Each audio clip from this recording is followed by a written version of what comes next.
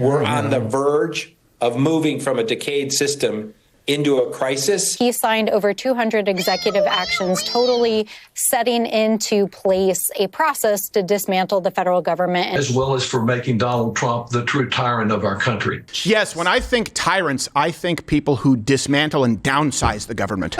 We're having lawfare right now in the United States. And we knew that this was going to happen.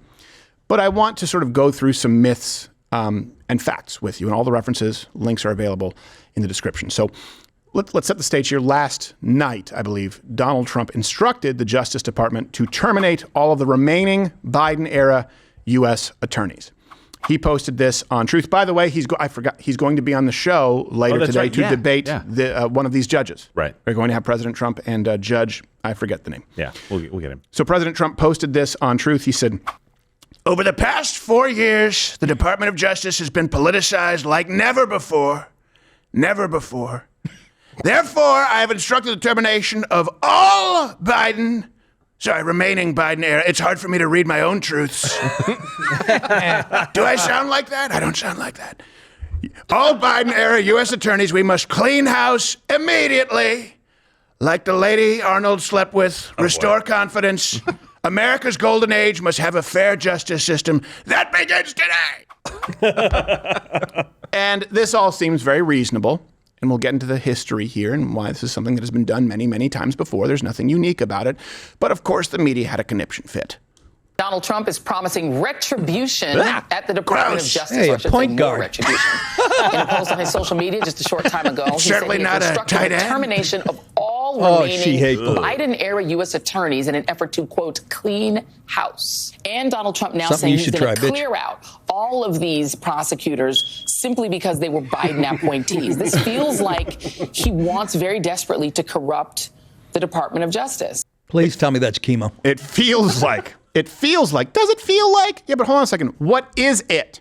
Let's get rid of the phrase. Can we just put a moratorium on I feel like or it feels? How about I think or it is? Oh, they won't have anything to say over there. No, It'll be a silent film if it has to do with logic. And can you guys just comment? Anytime, please, let's the eliminate I feel movement when making arguments. No more I feel, it feels like, I think, or it is. Let's start using those phrases. You know why people don't want to use those phrases? Because it puts them in the hot seat. One is this sort of nebulous hyperbole, maybe. The other is you're laying claim to it. Saying, no, I think X. This is Y. Let's start doing that. So in reality, this whining has been going on since the day President Trump was inaugurated. Allow me to suggest that they are not in touch with how real people really do feel about what really is just a lawless blitzkrieg. They're calling this a constitutional crisis. We're headed toward a constitutional crisis. By they, crisis. He means Tim. To fight back against the lawless actions of the Trump administration. I think we're on the verge of moving from a decayed system into a crisis. He signed over 200 executive actions, totally setting into place a process to dismantle the federal government. As well as for making Donald Trump the true tyrant of our country. Yes, when I think tyrants, I think people who dismantle and downsize the government. It's unreal. And they try to both sides it. Okay, sure, in the sense that both sides have taken these actions or executive orders, but when the left is in power, there's nothing. I wish I loved anything as much as they love raping the Constitution. Both sides have tried to make this argument, but please tell me you recognize the difference. One side uses executive orders to usurp the law, to pervert the law, and one side right now, President Trump, this administration, they use the executive orders to enforce the laws that exist. And let's look at those executive orders and say, which ones are more in line with the Constitution? Someone who uses an executive order with some arbitrary pistol brace rule to try and get rid of guns that are a part of your God-given right to self-preservation, or someone who uses an executive order to ensure that those laws are not warped, that your rights are not infringed upon. Someone who uses an executive order to take your tax dollars and give them to people who are not even residents of this country, or someone who uses an executive order to say, no, taxpayers aren't going to foot the bill for the world. That's not the job of government. Which one is a perversion of the Constitution? I know you can comment below. Law is a practice. It's not an exact science. President Trump, I think, not I feel, has a very, very strong case. For those of you who aren't aware, the executive authority, it comes from two places, Constitution, Article 2, and Congress. Let's get into some key facts here. First off, if you are upset about the executive orders or the amount of them, you have one person to thank, Barack Obama. He was the president who escalated this, who set the trend of relying on these EOs to circumvent Congress. Everyone has done it, but he was arguably the first president to do it and abuse it in a way that affected or created major policies and would actually circumvent existing laws. We are not just going to be waiting for legislation in order to make sure that we're providing Americans the kind of help that they need. I've got a pen and I've got a phone. And I can use that pen to sign executive orders and take executive actions and administrative actions that move the ball forward. Also, now, why do I have a school shooter over my left shoulder? That's kind of weird. You're about to open fire. Am I right? Security. I'm getting all wee-weed up. I've already said that. Yeah. Don't get all wee-weed up. I got a pen, I got a phone, and a defensive back for a wife. Linebacker, who you may not know this about my wife. She was actually one of the Purple People Eaters. She's an all-pro. And I'm not talking about her gums. This brings us, for those of you who don't remember, to the latest installment of Then and Now.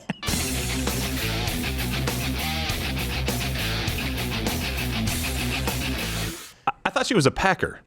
No, that's him. You boys. He's a Packer. Can't they both be? Guys, the fight's out there. All right, let's go to immigration. Okay, this brings us to then. Barack Obama used his executive orders to get around existing immigration laws. Do you remember this? He gave de facto amnesty to DACA recipients. Right, you're talking about Dreamers, anchor babies, all this. This was unprecedented. People were really upset back then. If you're too young to remember, just check the link in the description. He actually did that. That brings us to now. President Trump has used his executive orders to enforce immigration laws, like deporting illegal aliens, like defending the border. So let me ask you this. Which executive order is more arguably defensive constitutionally? Out of thin air, giving amnesty to people who would not have been given amnesty before, which, by the way, puts taxpayers on the hook, or an executive order saying, actually, hold on a second, you really do have to enforce the laws that we have had for decades and centuries. You can't just not enforce the law. You can comment below. Gun control. Okay, gun control. Let's go back to then. Barack Obama used his executive order to expand gun control in 2016. Unilaterally expanded background checks. By the way, background checks already existed. This was a Trojan horse. Anyone who's purchased a firearm legally knows this. I'm not talking about your Saturday night specials. This brings us to now. President Trump used an executive order to protect the Second Amendment from unelected bureaucrats, activists. Things like arbitrary rules, like the pistol brace rule, arbitrary rules, like this grip is not okay, but this grip is okay. You know, just a simple way to infringe on your Second Amendment rights. Which one do you think is more defensible? Not what do you feel, what do you think? Let's go to some other key facts here. Plenty of people have ignored the courts historically when the left tries to screech about this. In case you don't remember, let's go back to then. Good tool, man. I'm making sure you're on your toes. Former Vice President Biden in 2023 completely disregarded the Supreme Court declaring student loan relief. Well, they said it was unconstitutional. He said, yeah, but it doesn't matter. I'm going to do it anyway. How do we know? Because he said so. Supreme Court blocked me from relieving student debt, but they didn't stop me. So far, I've relieved student debt for nearly 5 million Americans. A significant number are black borrowers. I don't give a trying to keep it relatively clean. Yeah. First off, think of that phrase. I gave a student loan forgiveness. Really? What? You write a check from your personal bank account? What you mean is you stole from other people. And by the way, one of the greatest wealth transfers in history, because the beneficiaries of these student loans were largely upper middle class Americans getting useless degrees that they couldn't pay off. But Biden wants you to think he did that personally. That's another key difference. They will take credit for doing something. By that, they mean using taxpayer dollars. When President Trump takes credit, he's taking credit right now for cutting waste with, by the way, an actual team of people who have historically been outside of the government and the left bitches about. So when Donald Trump or Elon Musk says, we did that, they actually did. They didn't just steal your money. Which brings us to another example of then, good one. Former Vice President Biden, respect the office, in 2021, completely disregarded the Supreme Court on the eviction moratoriums as well. How do we know this? Why do I think this? Well, actually, I don't even think this. It is because he said it.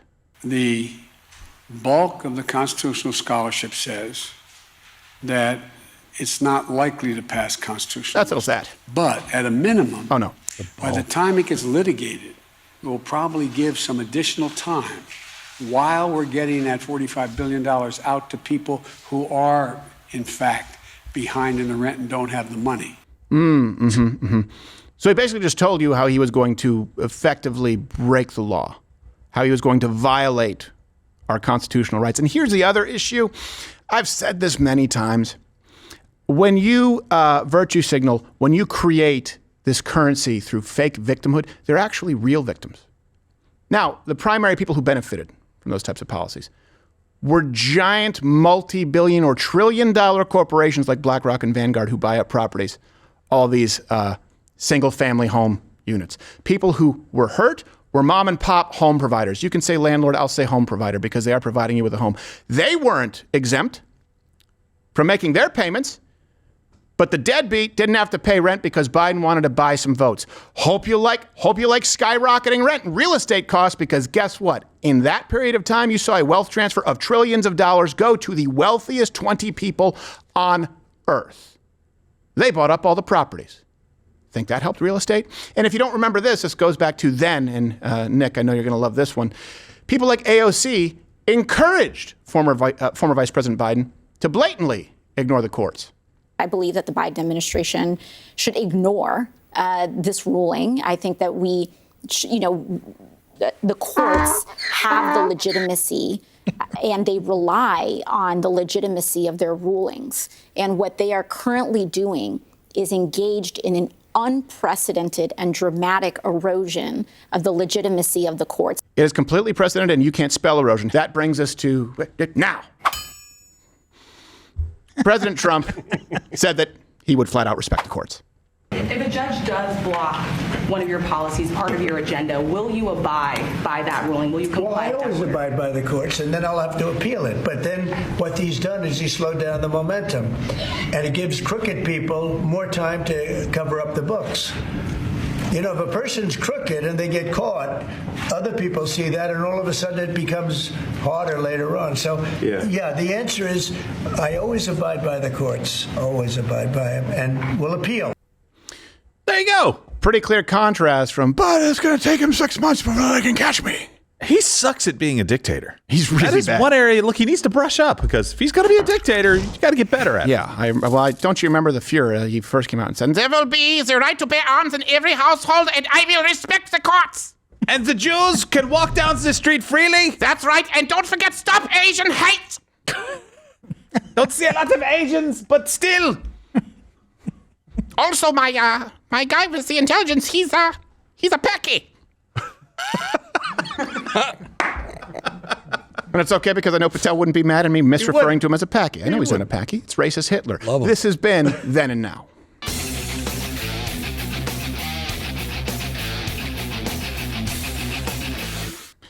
All right. Let's go on to some key facts here. Again, all the references are available on every single show. Take notes, Johnny. Third key fact here. The authority of these lower federal courts that are blocking Trump, I would say it's BS, but at best, it's questionable. Let me put a finer point on this. There are about 900 federal judges in America. Okay. So let's just look at this logically. Do you think that the founding fathers, do you think that their intent was for someone to be able to shop around for one of the 900 judges to completely obstruct the president? Do you think the intent of the founding fathers when we're talking about the three branches of government, we're talking about the separation of powers, was that one of 900 judges should have more power than the president? Is that what you believe the design is meant to be? Please comment below. I would love to hear an argument if that's the case. Most recent example of an injunction was on President Trump's funding freeze, which again, this is, in my opinion, completely defensible. It's not increasing. It's not creating an entire new government department. It's not charging taxpayers more. It's saying, hey, we're going to freeze this until we know where the money is going. I can't think of a more legitimate use of an executive order, aside from maybe opening up energy leases here in our own country. This injunction was issued by Rhode Island District Court Judge. I want to make sure I get his name right because I don't like him. John J. McConnell Jr., who, let me tell you a little bit about this guy, 1 out of 900. They found the guy, member of the Southern Poverty Law Center, board member of Planned Parenthood. Must really hate black people. He's, of course, an anti-Trumper. He's a radical progressive who called Donald Trump a tyrant, and he said that racism is a white people problem. So all of these things, that you hear and make you say, I don't like that guy. But let's LeVar Burton this. You don't have to take my word for it. The 1 out of 900 judges who believes he has more power than the President of the United States has told you who he is in his own, if effeminate, words. Where courts stand and enforce the rule of law, that is against arbitrary and capricious actions by what could be a tyrant or could be whatnot. We saw plenty of examples of that recently. In many ways, racism is a white people's problem, and white people need to figure out how to solve it. We all have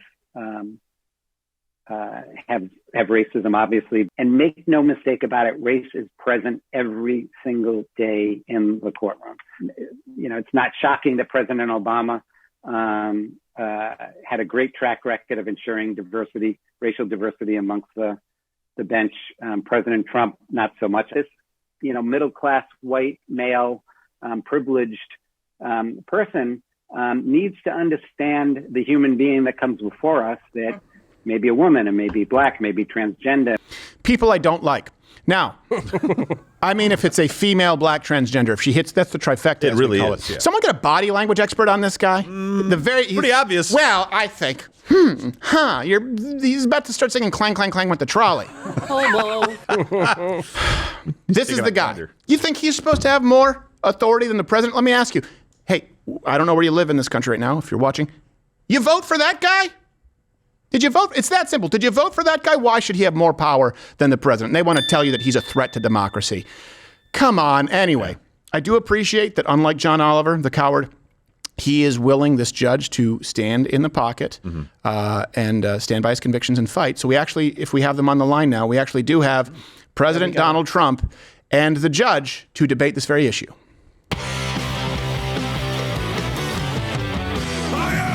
Wrong. So look, the problem here is, and thank you for having me, this judge thinks she can tell me what to do. I am the law. No, you're not. You are not the law. I enforce the laws. You betrayed the law. Shut up, Dredd. Hey, it's Judge Dredd to you. Oh, it's Judge Dredd. That's right. That's what you say. But that's not what, frankly, a lot of people say. It's not what I heard. I heard they call you Limp Dick Dredd. Who said that?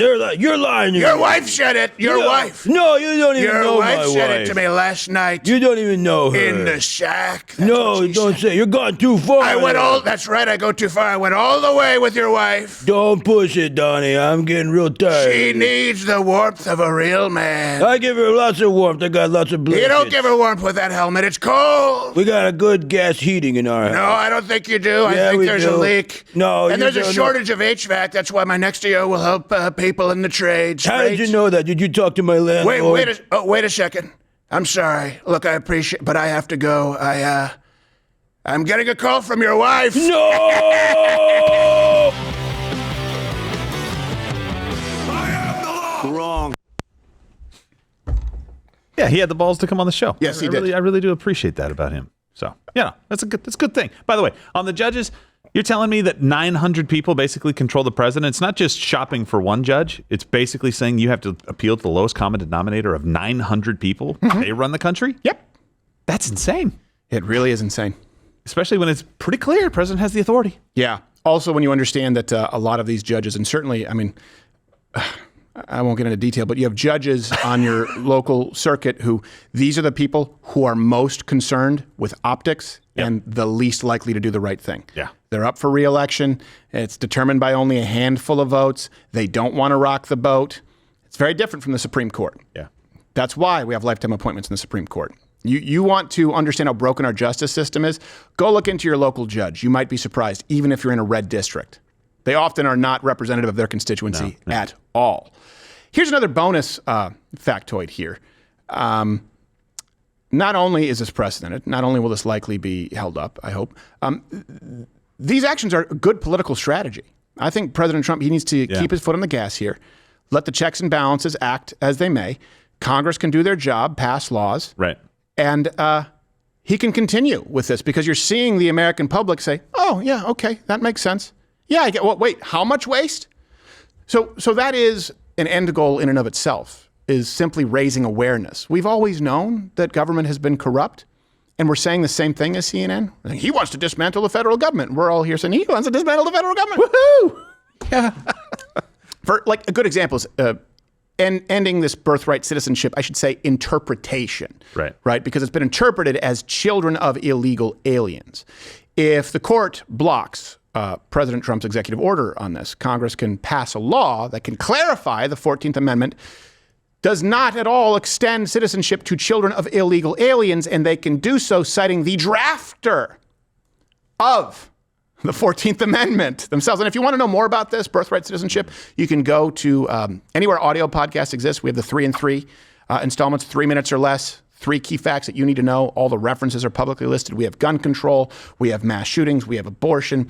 I believe we have Reconstruction. We have George Washington. One of them is on birthright citizenship. It's really simple. Don't be caught flat-footed with that. And where we are right now at this point is we're at the point of executive orders being used to a degree that they often haven't historically because of Barack Obama. The primary difference is one side uses executive orders to abuse the Constitution, to create new forms of government. And right now we are witnessing, for the first time in our lives, one president used executive orders to scale back government to its originally intended size. You tell me which one is the tyrant. Just the fact that your taxpayer money went to Hamas. Yes. That should be enough. It should for be enough. Everybody. Yes. No matter what side of the island politically. Yeah. You should be, this guy's doing God. I mean, how much more fucking proof do you need? I mean, he's doing the right thing. I think not one unminted penny to Hamas.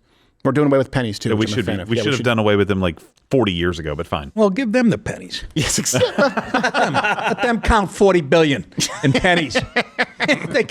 They're still using a fucking abacus. Yeah, they claim they invented it. Is that what it is? That's what it is. They claim they invented the modern numerical system. It's the Greeks. It is. Basically, these people, and by people I mean low-life leftists, have fought the law as they see it, and I think the law has won.